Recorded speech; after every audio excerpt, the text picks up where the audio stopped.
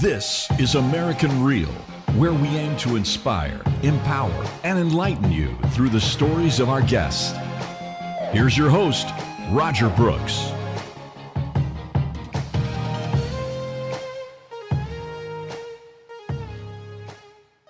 When you mentioned heaven on earth, the fact that you brought that up and the fact that that's a part of your book is really important to me personally. And I think more people need to be aware of that, gosh, yes, of course, we want to live good lives. We want to do the right things, but enjoy it.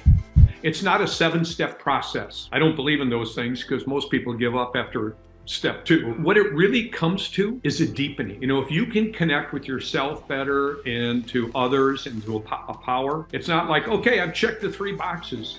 Then how do you deepen this? And one of the things that I talk about in the book, all I really want right now is can I deepen the connection with my truest self, with others, into a power greater than us? How do you deepen that? And the more you deepen it, I think life becomes richer and richer. And then all of a sudden things start changing. I say a quote in the book from Wayne Dyer: when you change the way you look at things, those things start to change.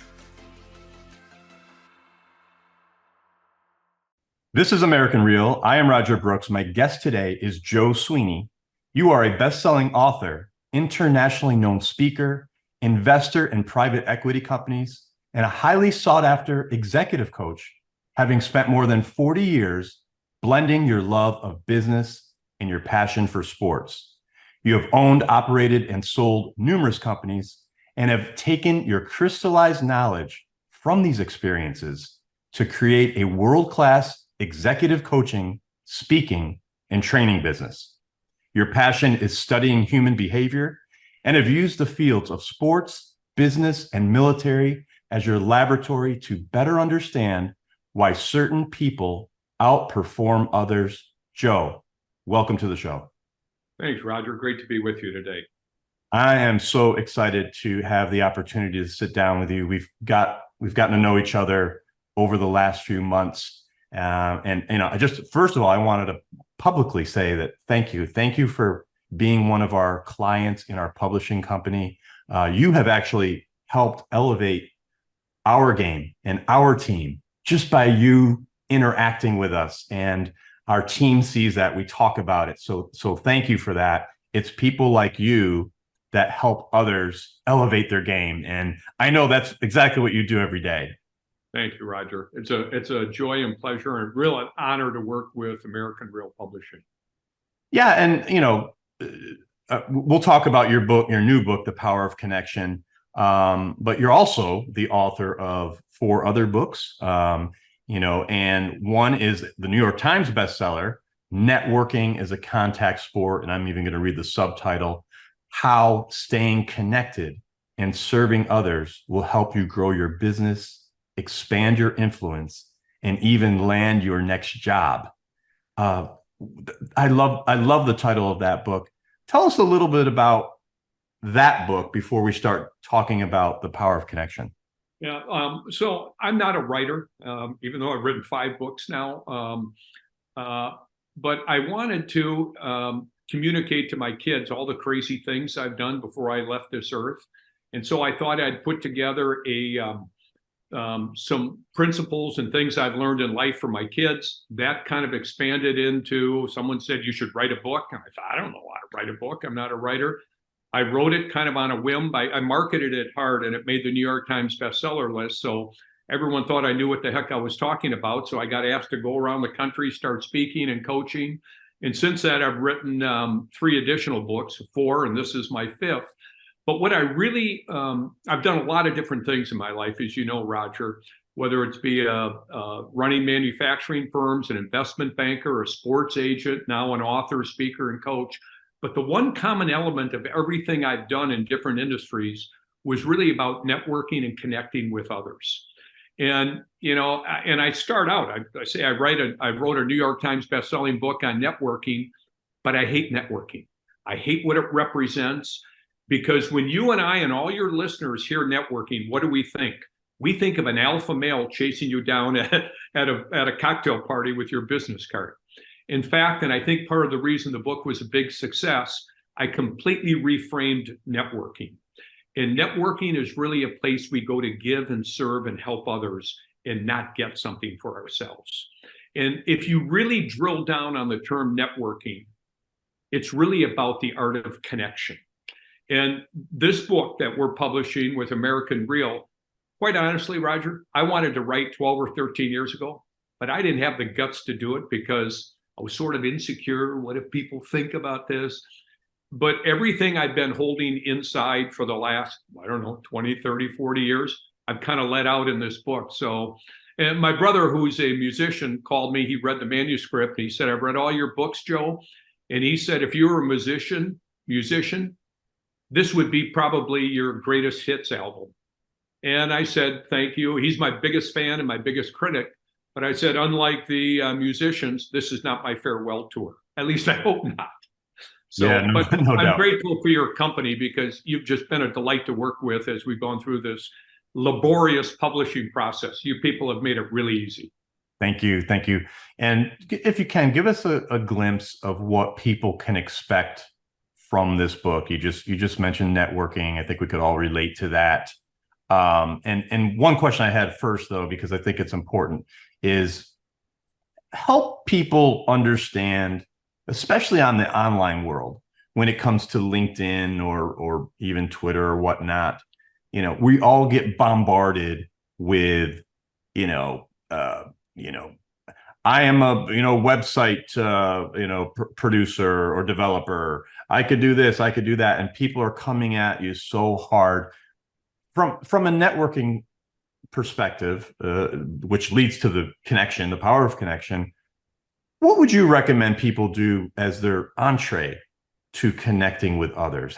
What's maybe a good formula to think about?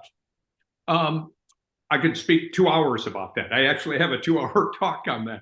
But to make it really simple and to the point for online people, and I always say touch trumps technology every day.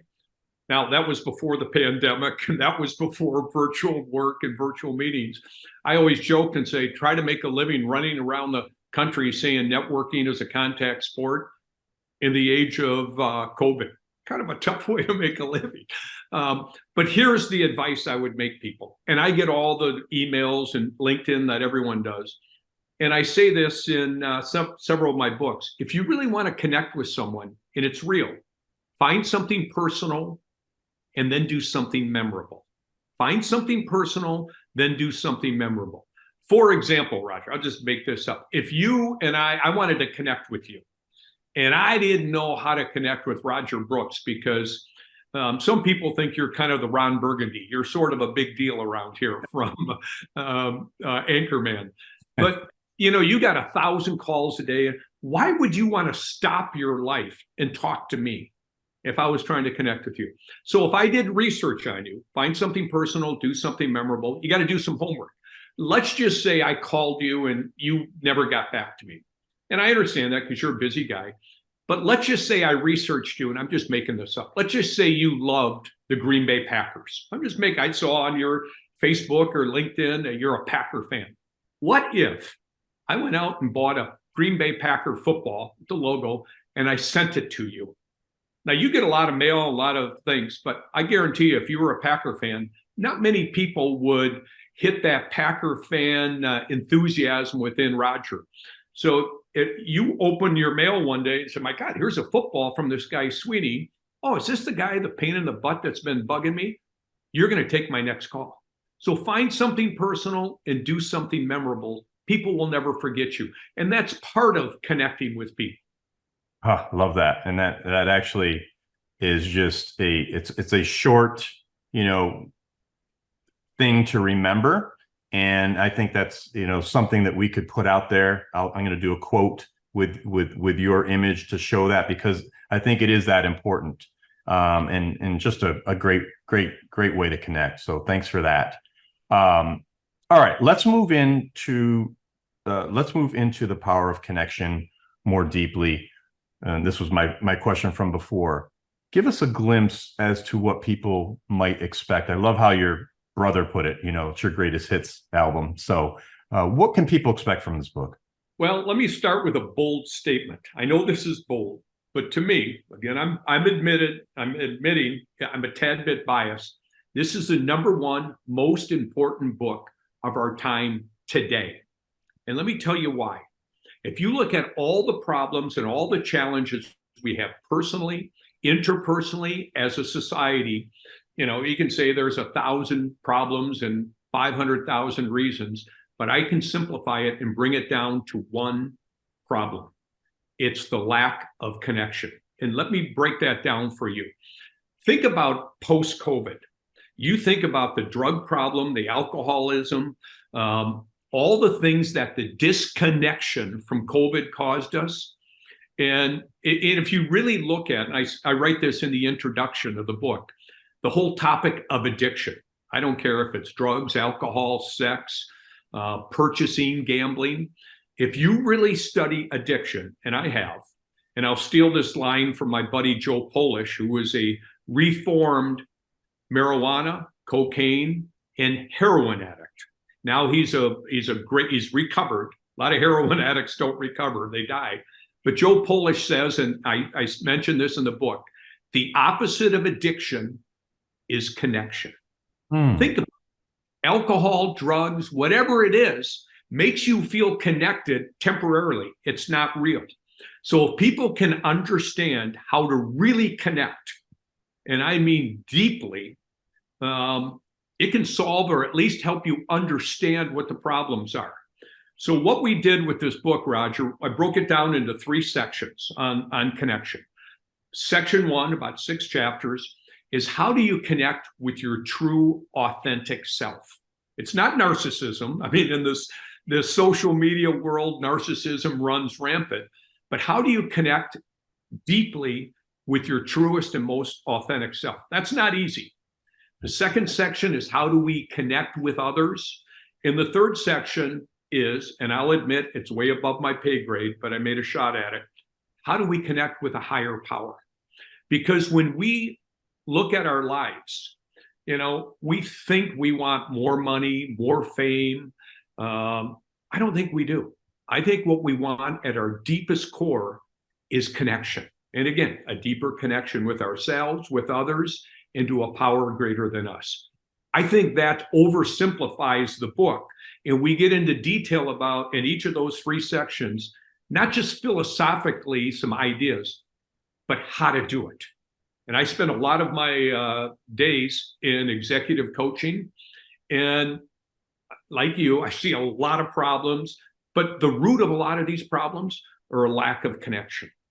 So this book, it's not a how-to book, but it really can show you the how to get it done and how to reconnect, because a lot of us get disconnected. How do we reconnect with ourselves, with others, and to a higher power? Great. Oh, I love that. And let's start with the first one, how to connect with ourselves. People are busy. They go through their daily lives. We've been raised to be, somewhat egotistical, self-serving, me, the universe. I am the center of the universe, right? All these things. However, how do you help someone get from that place, which I think people do just because of lack of awareness, to becoming more aware and in tune with connecting with oneself? Where does that start? Is there a trigger? With identifying your number one enemy. And I tell everyone, and it's the first 2 chapters of the book, if you want to get really clear and begin the process of connection, you got to get quiet. And people say, "Oh, Roger, you have no idea how busy I am." And you know what? And I talk about, we have different phases of our life. Kids are growing. I've got grandkids. Right now is an easier stage for me to block time to get quiet. But when you're in that warrior stage of life where you're building your career, having kids, trying to juggle a new marriage, that can be challenging. So what I say is, I've got more flexibility and freedom now than I had 25 or 30 years ago when I was in the midst of raising kids. But you got to take some time. I don't care if it's 2 minutes or 5 minutes. I write in the book, I think, can't remember, I've read it so many times, but if you're that busy, take 5 minutes in the morning and 5 minutes at the end of the day. And if you say, I don't have 10 minutes in a day for myself, for my life, I say, you don't have a life. So it starts with, number one, identifying what your enemy is. And it's this obsession with busyness. But think about it, Roger. 30, 40 years ago, I used to think people thought they were, they showed their value with their things. Look at my car, look at my house. And somehow today, I think people try to show how important they are by telling you how busy they are. Oh God, Roger, I'm busy. You have no idea how busy I am, Roger. You know what I'm really saying? Look how important I am. I'm so busy. So if you want to get clear and start the process of connecting, you got to get quiet. And I write in the book, I give 3 or 4 examples of that. If you think about people who have done great things on this earth, it's usually been preceded by some quietness. Examples, think of Nelson Mandela, 20 years or so in a prison. He came out and became the president. Think of John McCain, who was in prisoner of war for 7 years, all alone, came out and became a great statesman. Think of this guy by the name of Jesus. He spent 40 days, 40 nights in the desert, came out and did great things. So if you study history, and I give a lot of examples in the book, great accomplishments were usually preceded when someone got quiet so they could get clear to move forward. Love that. Oh, it's so powerful. Okay, so moving into the next phase, and obviously we want people to get this book so they could read those first 6 chapters to help them interpersonally. Next phase, connecting with others. Okay, so here's what I opened the second section, connecting with others. I took a risk. With your encouragement, the way you build self-esteem is to help someone survive a risk. Tell all the teachers and parents that today. You don't coddle your kids and make sure they don't fail. Let them fail. They'll learn from it. So I took a little risk. I started section 2 talking about COVID. The section is COVID, culture, and the new disconnection. So I start about connecting with others, saying, you can't write a book today or give a speech without recognizing what went on in our country due to COVID. You know, and we thought that COVID would unite us like 9/11. In fact, it separated us more than ever. And there's a lot of reasons why. And because I'm an executive coach, I wanted to talk about how COVID has impacted business, because I'm a business guy. I spend most of my time in business, but it applies to government, education, military, sports, whatever your field is. And what happens is business owners started wondering, how do I build a culture in this thing called disconnection? And COVID disconnected us. How do I, and I coach a lot of owners of companies and CEOs, how do I build a culture when I've got 1/3 of my staff virtual, 1/3 of my staff hybrid, and 1/3 of my people in the office? How do I judge them? You know, how do I give institutional intelligence? How do I pass that on when some are hybrid, some are virtual, some are in person? So it's really created a split in our culture. And I start the chapter by saying, what happens when we get squeezed? What happens? And I use the example of an orange. When you squeeze an orange, what comes out? Orange juice. Why? Because that's what's inside. So when you get squeezed, what comes out? Because COVID squeezed us as a society. And what I saw come out is fear, uncertainty, terrible risk mitigation. And I don't care where you are on the COVID spectrum, it doesn't matter. And this is not a political statement, but we had a pandemic where we had 99.97% of the people survive, and we shut down the country. Now, if you really studied it, and I've studied it, and I'm not here to talk about COVID, but the main thing, it made us more disconnected. And so I spend the chapter probably asking 15 or 18 questions. And I say this at the end of the chapter. I understand I've asked more questions than I've given answers. So when you don't know what to do, I think you got to go back to the basics. And so I spend the next 3 or 4 chapters talking about how do we get reconnected interpersonally. And you got to go back to the basics. And it's things I've been doing my whole life. Try to find something personal, do something memorable. You got to start asking better questions, listening better, taking action. I have a whole chapter on teamwork. How do we reunite and get our teams to work together? And so the whole second part is how do we develop deep interpersonal relationships? And maybe my favorite chapter is chapter 11. And instead of talking about this, I give examples. I talk about 4 of the greatest couples that I know that had the most incredible relationship. And I talk about it in the book. I'm not going to say who they are, teaser to buy the book. But they experienced incredible intimacy, and it's everything all of us want in a relationship. And that's how I end section 2. Wow. Wow. Powerful. Powerful. Okay. The higher power. How do we get there? Where do we start? Okay. This is the risk part of it that you've really helped me through, Roger. But I start this by saying, and I've mentioned it before, connecting to a higher power or God or whatever it is, I'll admit, way above my pay grade. But this is something I've studied since the time I was in first grade, in Catholic grade school. I've thought about it. I've tried to process this for 50, 60 years. And I think a lot of it is, I don't know how to describe it in a sentence or two, but number one, it's hard to connect to a higher power when you're so disconnected to yourself. People have asked me, is this linear?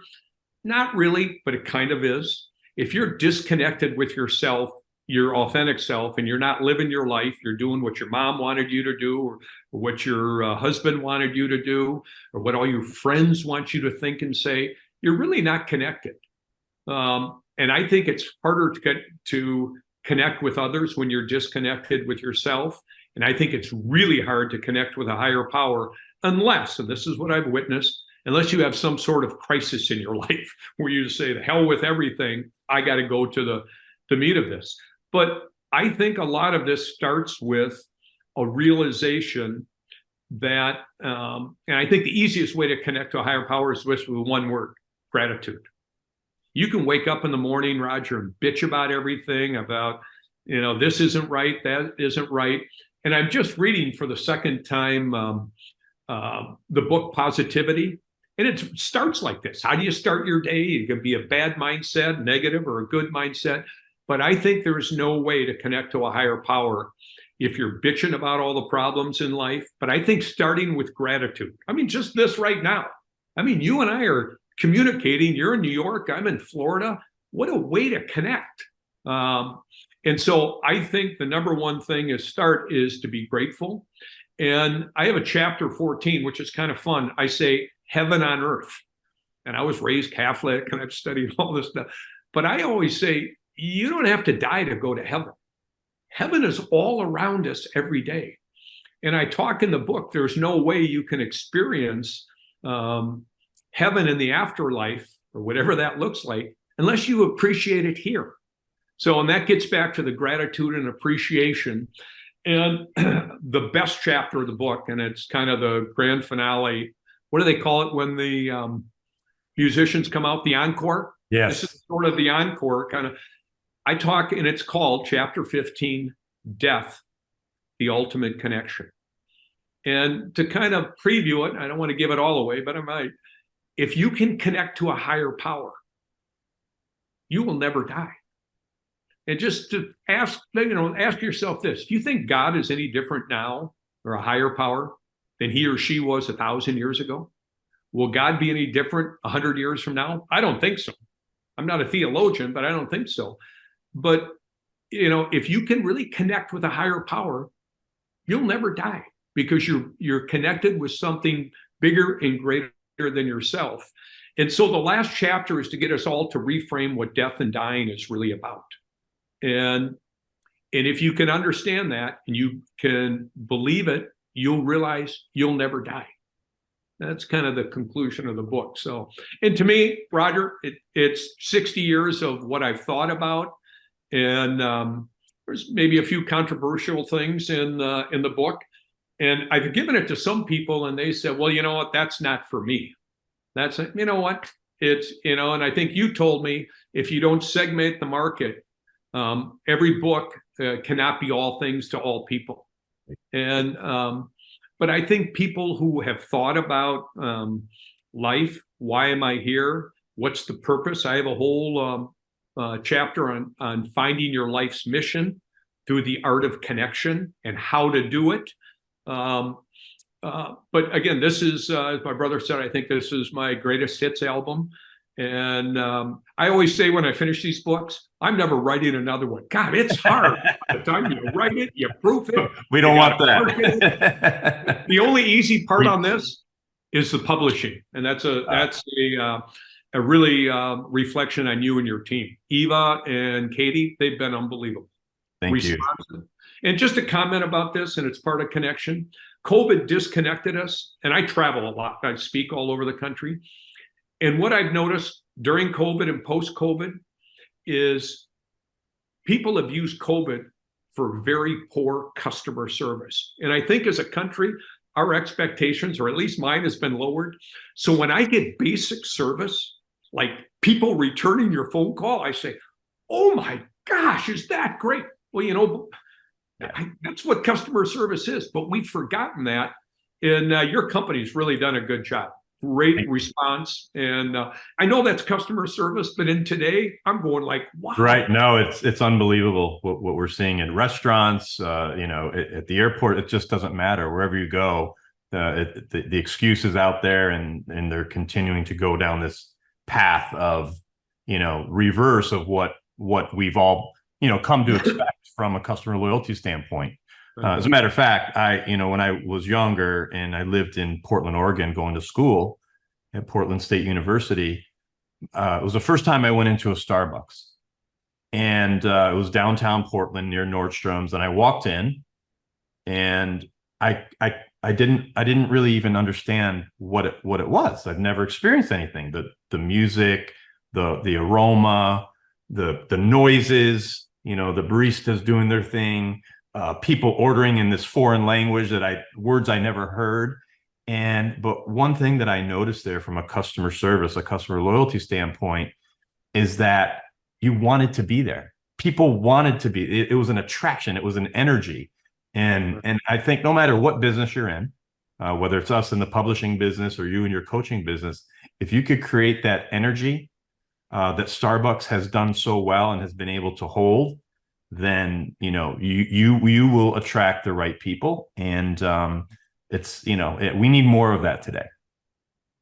We need more of that today. Totally I just want to touch, Joe, on because we're going a little bit deeper in today's conversation than some of our previous phone calls, and I would like to just chat about this for a moment. When you mentioned heaven on earth, again, most of us are raised in a traditional, maybe Catholic or Jewish or whatever your religion is.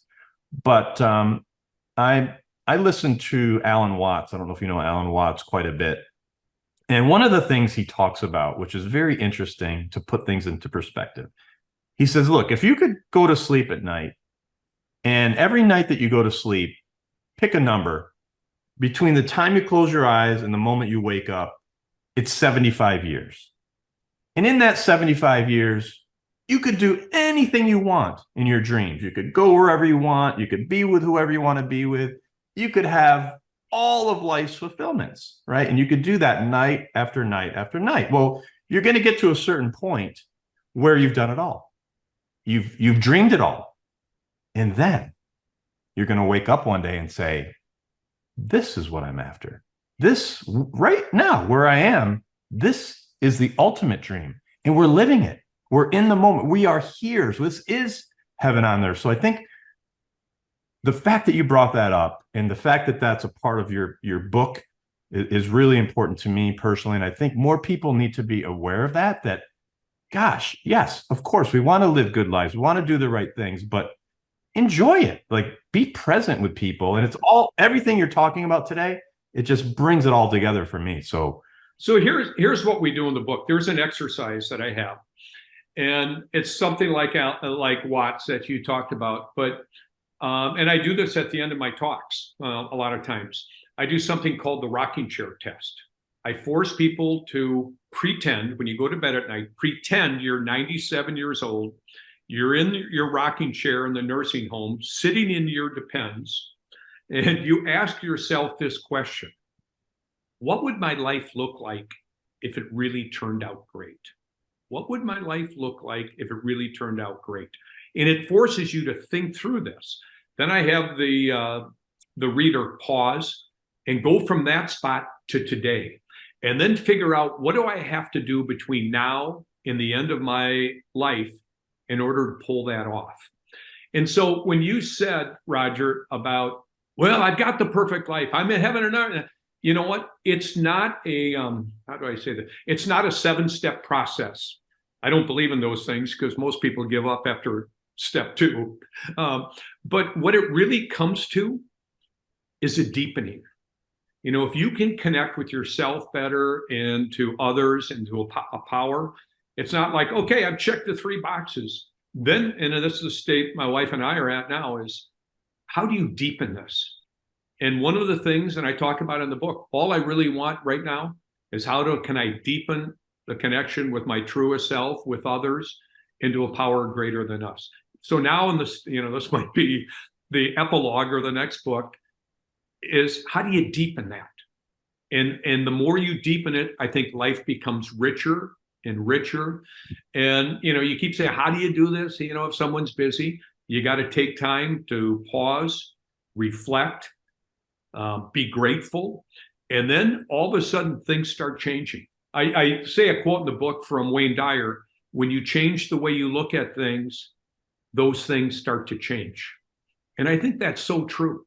And, we live here in Naples, Florida. I kind of joke in the book about, you don't have to die to go to heaven. You just have to move to Naples, Florida, because I think this is heaven on earth down here. I love it. I love it. Okay. Disconnection. You talked about that. We're living in a polarizing political environment. I guess the question I have from a humanity standpoint, okay, it doesn't matter where you go today. It could be at the dinner table with, family and friends.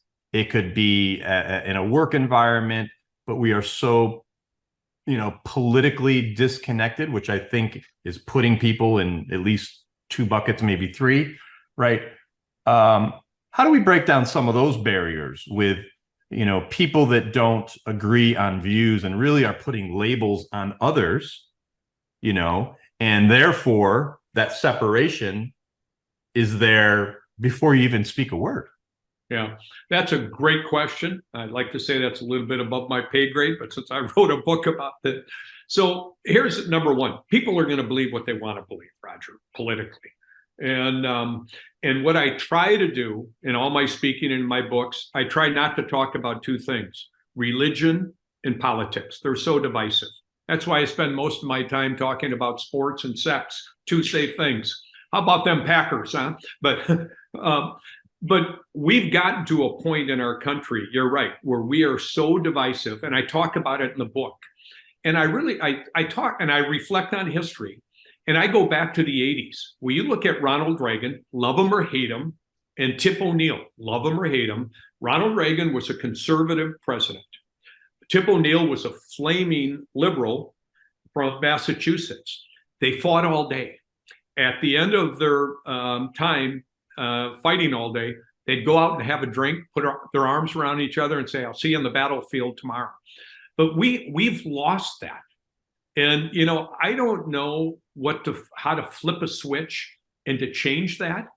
And, but when you look at, and this is a book on human behavior and coaching, you got to figure out, how do we change human behavior? And, when we're so divided like that, sometimes the only thing that can connect us is a crisis. I mean, we go back 22 years ago at 9/11, we were split as a country. But for a period of time that brought us together.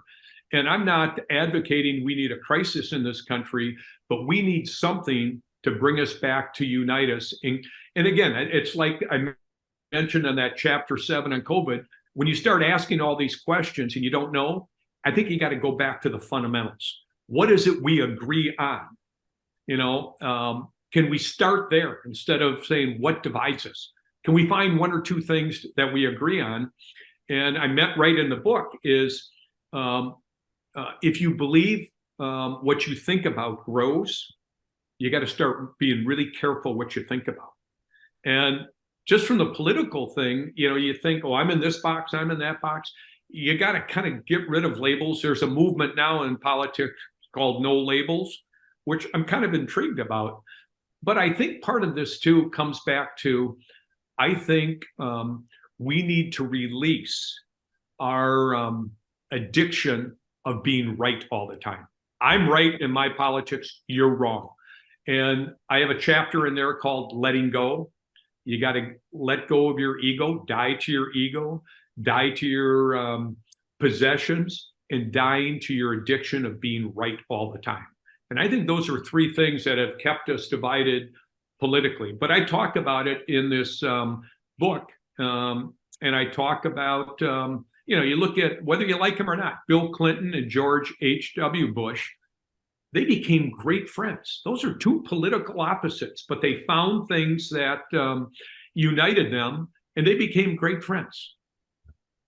Yeah, and I'd like to just add, a good friend of mine, Anthony Brunelli, who's actually my first interview 6 years ago on this podcast. He likes to talk about something that, we're on a pendulum, right? Everyone's, you're at one extreme or the other, you're somewhere in the middle.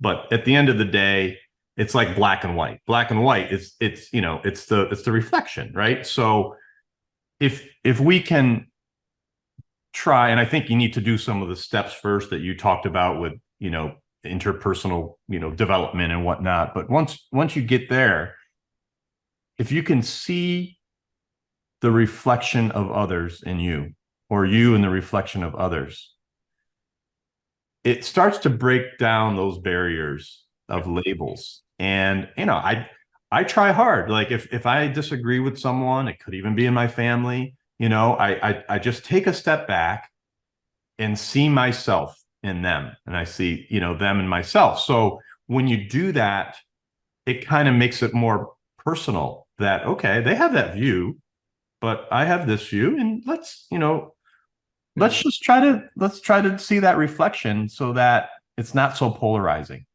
Yeah. Yeah. I usually say when I look at American politics today, I say it reminds me a lot like the swimming pool. Most of the noise comes from the shallow end. And I don't care on what side, the left or the right. That is so true. That is so true. So Joe, let's go into a little bit of your career and experience in marketing and sales, finance, all this thing that you've done. Now you're coaching high level executives. How have you been able to parlay your work experience, life experience into what you're doing today? It's very intriguing. Yeah. And I almost hate, Roger, using the word coaching, because I know hundreds of coaches who can't manage a lemonade stand or haven't done anything. But I think in order to be a great coach, I've made this list of 10 traits of a good coach. But number one, I think the most important thing is you have experience, and you have what I called, you said it at the beginning of this, I call it crystallized intelligence. In that you have so many experiences. And when I do coaching sessions, people can be halfway through their explaining their problem. And based on my experience, I've got 4 or 5 solutions that they can go down.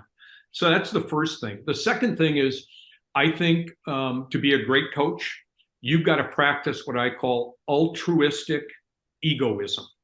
And what I mean by that is, I've had enough success, I've had enough recognition. I don't need that anymore. I get my greatest pleasure today by helping other people succeed. And I think those are two of the most important things with a coach. And my favorite prayer of all time is the prayer of St. Francis. And it ends with, it's in giving that we receive. And, I've got 1,000 stories in a lot of my books where I've helped someone and it didn't come back 10, 100 times fold. I have one example. I bought a guy a cup of coffee for $2. And after 6 or 7 years of working with that guy, that $2 introduction for coffee produced $200,000 of revenue. So that came back 100,000 times fold. But the point of that, I didn't buy this guy a cup of coffee so I could get something. I didn't even know who he was. But he ended up running a big company, asked me to come and speak, and I've done 6, 7, 8 talks for his company over the last 7 or 8 years. So I think a good coach really tries to help people go from where they are to where they want to get to. And the more experience you have, we'll call it crystallized intelligence, really helps people in that process. And I read something this past week it's about retirement. I don't believe in retirement. I believe in refirement, where you need to find a career that you could do for the rest of your life. Because right now, coaching to me is not work. I love doing it. I'd do it for nothing if I could. Sometimes I do. I spend a lot of time coaching people free, but this is something I can do to the day I die. And if you look at our retirement program in our country, look at our lives, Roger. We're very linear. We get educated, we work, then we retire. And there is a huge crisis in our country right now no one talks about, and it's mostly with men. I coach a lot of men between the ages of 55 and 80 who have done all the right things, and they live the American dream and they retire. And this is a new phenomena for one reason. Life expectancy changed. 140 years ago in America, the average life expectancy of a male was 47. And even when my dad retired 50 years ago, men used to retire at 65 and then be dead at 67. We've been given this gift of 25 years, and men don't know what to do with it. Some women don't, but most men have no idea. Going to the country club and playing golf 6 times a week and drinking 2 martinis doesn't get you juiced up anymore. And I just find a lot of people who have retired that haven't found a new career, I find them kind of boring. What do you do today? Oh, I'm busy. What are you going to do? Well, I got to get a haircut. I'm going to go to the hardware store this afternoon. God, you are busy. But I think people want to retire so much because they haven't found their mission in their career and they hate it. So they want to finish it. So we have a chapter in the book. How do you find your life's mission? And you can't do it when you're disconnected. So this is why I think this is the most important book of our time today. Just because it answers a lot of the questions that we're struggling with inside. Again, I'm biased. I admit I'm a little biased on that. Look, I agree with you. It is the most important topic that we could teach our children earlier, right? And it doesn't matter where you are, what age you are, it's never too late to adopt these 3 strategies. So I'm grateful for you, Joe, for doing this. And let me end with this one. I'm too old. So I have a chapter 3 is called Excuses Be Gone. People come up with excuses why not to connect. And I list the 18 top excuses that people use. And one of them is, I'm too old. So in the book, with your help, your people's help, we put together 5 people. And I don't know if you know this, but Sam Walton started Walmart in his 40s. Ray Kroc started McDonald's at 55. Colonel Sanders, 66. And here's a big one that I didn't know. Warren Buffett has made about 95% of his net worth after the age of 65. Wow. So Roger, there's hope for us. Absolutely. Absolutely. Joe, tell us, do you have any talks that you've had or coming up on the topic of your book where you might be going out to broader audiences? Yeah. Mostly, I do private things. It's not like, hey, I'm coming to Ann Arbor, Michigan. But over the next year, I'm going to do about 15 or 16 talks to the United States military through the Honor Foundation, which I'm on the faculty of. But I'll be doing 15 or 16 talks to the Navy SEALs in San Diego and in Virginia Beach. I'll be up at Camp Lejeune dealing with the Marine Raiders. I go to Fort Bragg, and I'm dealing with transitioning Green Berets. I'm doing the Army Rangers. And a lot of my talk is really about how do you go from being connected in the military, just being out there, and how do you reconnect? And in a previous life, I used to be a pro sports agent, and I represented 24 pro athletes and coaches. So I spent a lot of my career helping high-performing athletes transition from the sports world to the civilian world. And I've taken that, what I call crystallized intelligence, and I've been blessed to help some of our greatest military people in transition. So I do that, and I'm doing conferences all over the world, in addition to doing a lot of executive coaching. I spend a lot of time doing board work around the country. One of my favorite boards is Wintrust, Wintrust Bank in Chicago. Go Wintrust. Right.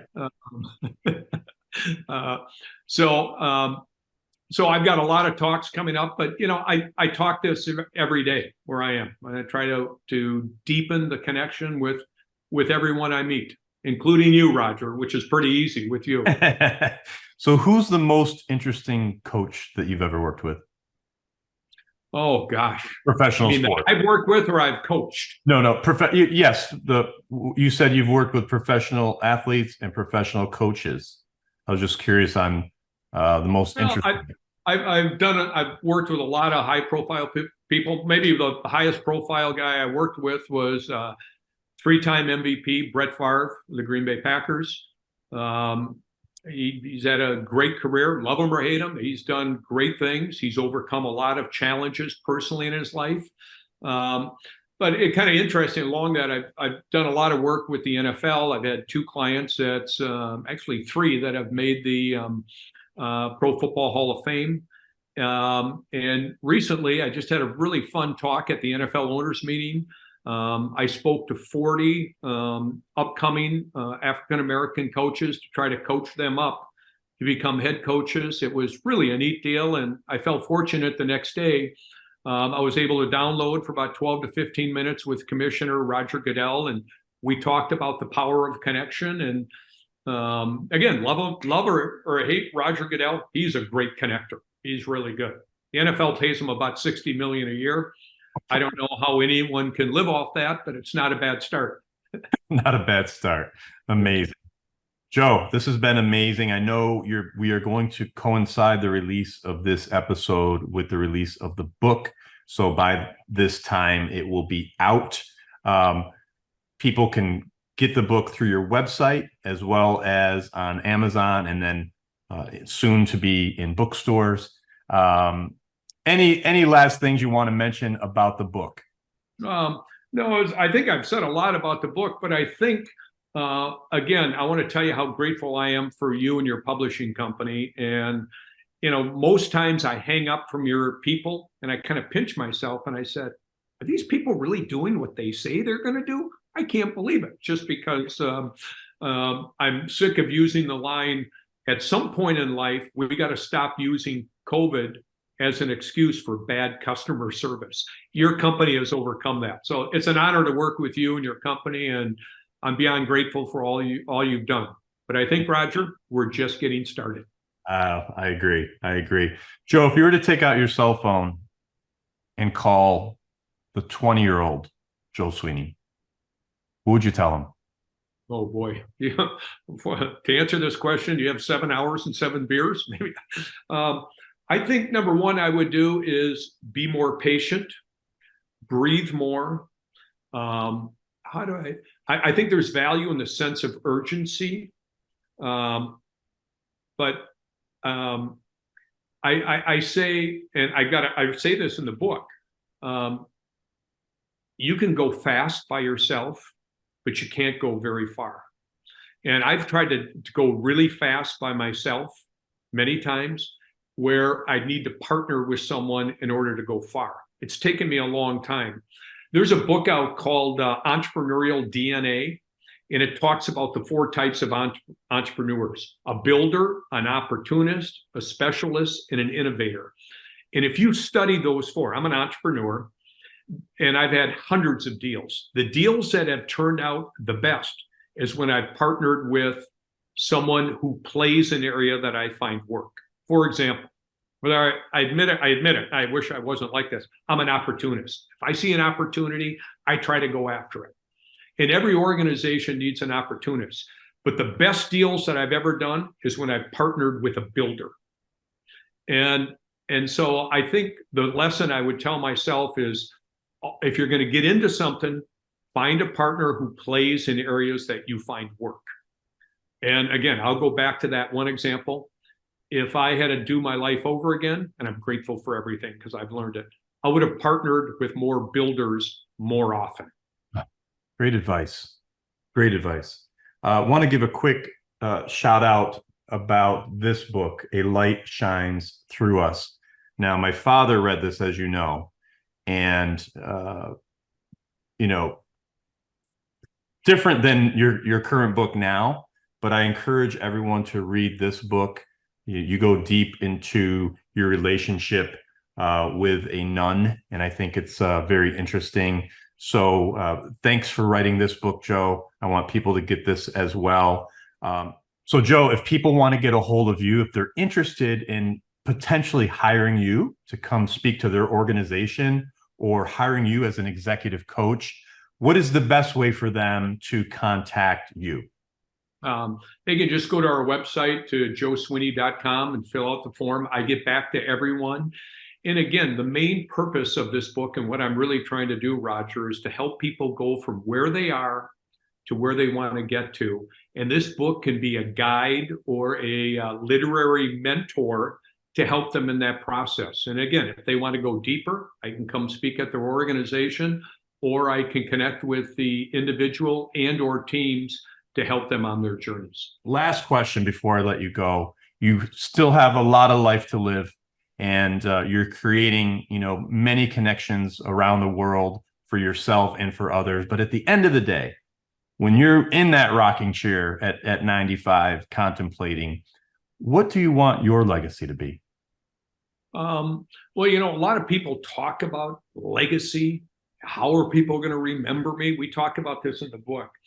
And, we think sometimes, Roger, in order to have a legacy, we got to have our name on a building. We have to, do all these special things. And it's part of the last chapter. We fear that after we die, no one will remember us. And I talk people out of that fear. But I think in order to live a legacy or leave a legacy, you got to live a legacy. And how do you do that?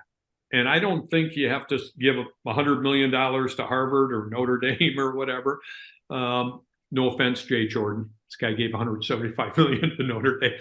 But I think leaving a legacy is about living a legacy. And that means every single person that you touch every single day feels a little bit better. And Clayton Christensen wrote a book, How Do You Measure Your Life? And he says, the metrics that I will use in my life, and I use this a lot, is did I make every person I touch a little bit better? And so when I wake up every day, that's part of my life's mission. I've thought through this. I've documented it. It's in the book. That's what I do every day. Everyone I touch, I try to have them leave feeling a little bit better, whether it's a grocery store checkout person or, the president of a publishing firm or a politician. That's all I want. And then when you really think about that, what happens psychologically, you realize it's not about you. It's how can I help other people on their journey? I say this in the book, and a lot of people have said this. I didn't make this up. But when you really help other people get what they want, you'll get everything you need and more. And that's counterintuitive to what we're all been taught. What are we taught? We got to get our own or someone's going to get it. Right. And I mentioned that in the book. But so that's the legacy I want to live. And you can't leave the legacy unless you live it every day. Well, look, you are a wonderful example. You and your wife, Nikki, are a wonderful couple. So happy I've had the pleasure to meet you in person. I have a feeling this is not going to be the last time we sit down. I would love to do an in-person interview with you as well. We have lots to talk about. But Joe, thank you for coming into my life and for being such a great example for others. And best of luck with this book. I know together we're going to help a lot of people after they read your words. And welcome to the American Real family. Thank you so much for coming on the show. Thanks, Roger. Appreciate you and you guys. Thank you. Take care. Thanks for tuning into American Real. Be sure to visit our website, americanreal.tv, or search for us on iTunes or YouTube for past episodes. While you're there, please rate us or leave us a review, as that helps others find our show. I am truly grateful and appreciate all of your support. If you'd like to be part of our inner circle or want one-on-one coaching, check out the American Real Learning Academy, where we have self-help groups and courses so you can build the best you. We also have a new Facebook group where you can connect with high achievers from around the world. If you want to go even further, maybe you're determined to write your own book or launch your own podcast, contact me today to see if we could help. You can reach me through Instagram or Facebook, or email me directly at roger@americanreal.tv. Thanks for tuning in, and we'll see you next week.